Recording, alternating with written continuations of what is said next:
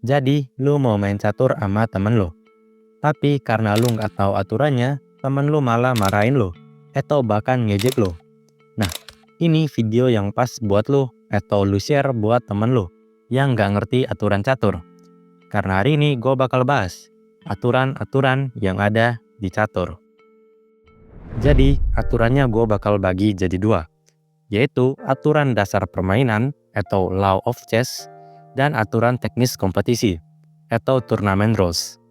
Aturan dasar permainan itu aturan yang bakal berlaku dimanapun, kapanpun, dan harus ditaati, mau itu pertandingan resmi atau sekedar fun match. Sedangkan aturan teknis kompetisi, sesuai namanya, adalah aturan yang harus lo taati kalau ikut kompetisi aja, atau pertandingan resmi. Jadi kalau lu cuma main sama temen lu nggak harus menaatinya. Mari kita mulai dari aturan dasar catur. Oke, peraturan pertama adalah illegal move. Simpelnya, illegal move itu melanggar aturan gerak bidak. Contoh, kuda gerak lurus, menggerakkan bidak lain padahal raja sedang dalam posisi skak. Rokade asal-asalan, pion makan lurus, dan lain-lain. Nah, itu disebut illegal move, atau langkah yang tidak sah. Kalau lo lakuin cuma di pertandingan non-formal, palingan lu cuma disuruh ulang. Tapi, kalau lu lakuin di turnamen, apalagi yang resmi, lu bisa ditegur. Atau kalau lu ngulangin sampai 2 kali, lu bakal langsung dinyatakan kalah. Tapi, kalau lu main di blitz atau catur bulat, satu langkah ilegal saja sudah cukup bikin lu dinyatakan kalah. Selanjutnya, enpasan. Enpasan adalah gerakan khusus atau aturan khusus yang dimiliki pion. Enpasan cuma bisa dilakukan kalau pion lu ada di baris 5 buat pion putih atau ada di baris 4 buat pion hitam. Nah, setelah pion di baris 5 atau 4, lu harus nunggu sampai lawan lu majuin 2 petak pionnya yang ada di kolom samping kiri atau kanan. Jadi posisinya ada pion di samping pion lu. Perlu dicatat, cara majunya harus 1 kali langsung 2 petak. Tidak bisa dia majuin 1 petak dulu, terus lu ngelangkah, baru dia majuin lagi. Posisinya memang sama, tapi secara aturan enpasan tidak boleh dilakukan di sini. Oke, balik lagi. Kalau posisinya udah gini dan lu mau lakuin enpasan, lu harus langsung lakuin memang. Kalau lu malah gerakin bidak lain dulu, maka enpasan tidak bisa dilakukan lagi. Contoh, lawan majuin pion 2 petak, tapi lu balas dengan gerakin kuda. Nah, di langkah selanjutnya, lu nggak boleh enpasan. Enpasan dilakukan dengan meletakkan pion 1 petak di belakang pion lawan lo. Lalu, pion yang di depan ini otomatis keluar dari papan, karena sudah dimakan pion ini menggunakan gerakan enpasan. Selanjutnya, aturan 75 langkah. Aturan ini sangat sederhana. Kalau tidak ada kemajuan di papan, dalam tanda kurung, tidak ada bidak yang dimakan atau tidak ada pion yang dijalankan, selama 75 langkah, maka permainan otomatis remis.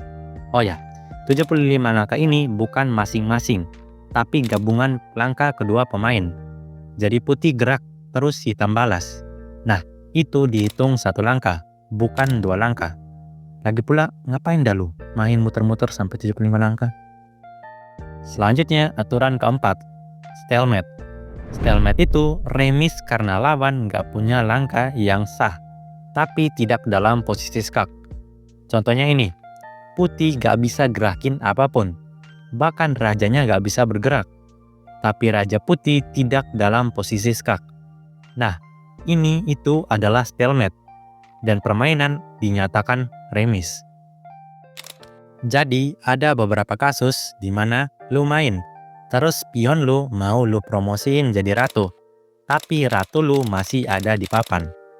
Nah, dalam kasus ini, biasanya di beberapa jenis papan bakal ngasih lebih bidak ratunya.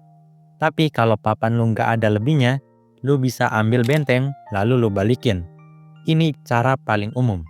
Selain itu, lu juga bisa pakai tutupan botol yang lu taruh di atas kepala pion dan anggap itu ratu.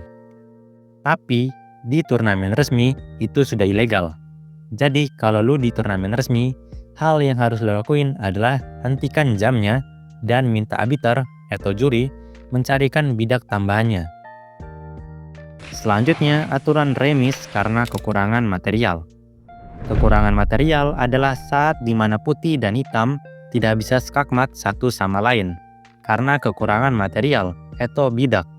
Contoh, raja versus raja, satu peluncur plus raja versus raja, atau satu kuda plus raja versus raja. Nah, di posisi ini skakmat mustahil terjadi, maka secara otomatis pertandingan menjadi remis karena kekurangan material. Nah, itu adalah aturan dasar catur. Jadi, mau lo main online, main gabut, atau main di turnamen sekalipun, aturan ini harus tetap ada dan ditaati. Selanjutnya, gue bakal bahas aturan teknis kompetisi. Aturan teknis kompetisi yang pertama adalah aturan sentuh jalan. Aturan sentuh jalan adalah aturan yang paling umum diterapkan di semua turnamen catur. Simpelnya, kalau lu udah sentuh satu bidak catur, maka bidak yang lu sentuh harus lu jalankan. Tapi kalau tidak ada langkah legal yang bisa dijalankan, lu diperbolehkan buat jalan yang lain. Nah, kalau bidak yang lu sentuh adalah bidak lawan lu, maka lu harus makan bidak tersebut jika bisa dimakan. Untuk rokade, sentuhlah raja terlebih dahulu, atau sentuh keduanya secara bersamaan, baru rokade. Kalau lu mau rokade tapi sentuh benteng terlebih dahulu, rokade tidak bisa dilakukan. Jika sentuhannya tanpa sengaja, biasanya tidak berlaku. Tapi tetap hati-hati. Nah, kalau lu mau rapiin bidak kayak Magnus, lu tinggal katakan jadop ke lawan, yang artinya saya menyesuaikan atau merapikan. Merapikan bidak juga cuma boleh pas giliran lu melangkah. Jadi jangan sampai lawan lagi mikir buat ngelangkah, lu malah rapiin bidak. Selanjutnya, handshake.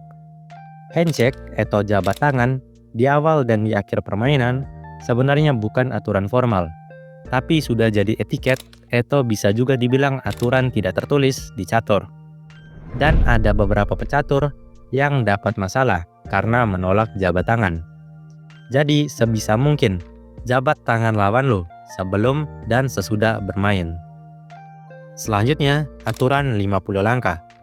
Aturan ini hampir sama dengan aturan 75 langkah, yaitu jika tidak ada perkembangan di papan, dalam tanda kurung, tidak ada pion yang dimajukan atau bidak yang dimakan, maka salah seorang pemain berhak mengambil hasil remis. Nah, yang menjadi pembeda dengan aturan 75 langkah adalah kalimat terakhirnya, yaitu salah seorang pemain. Berbeda dengan aturan 75 langkah yang sifatnya mutlak atau wajib dinyatakan remis, aturan 50 langkah ini bersifat opsional. Jadi, jika salah satu pemain ingin remis, maka permainan akan remis. Tapi kalau tidak ada yang ingin mengambil hasil remis, maka permainan akan dilanjutkan. Dan jika hingga langkah ke-75 masih belum selesai, maka pertandingan akan secara langsung dinyatakan remis oleh wasit atau arbiter karena aturan 75 langkah. Selanjutnya, aturan satu tangan. Jadi, kalau lu main di turnamen atau lomba, lu pasti bakal pakai jam. Nah, aturan satu tangan mewajibkan lu untuk menggunakan tangan yang sama untuk menggerakkan bidak dan menekan jam. Jadi, kalau lu langkain bidak pakai tangan kanan, lu juga wajib pakai tangan kanan buat tekan jam. Ini juga berlaku waktu lu mau promosi pion. Jadi ambil perwiranya, lalu tekan jamnya. Semuanya menggunakan tangan yang sama. Selanjutnya, dress code. Kalau lu ke turnamen, mau resmi atau tidak, lu disarankan atau bahkan di beberapa turnamen, lu diwajibkan untuk menggunakan minimal baju kemeja atau baju berkerak dan celana panjang.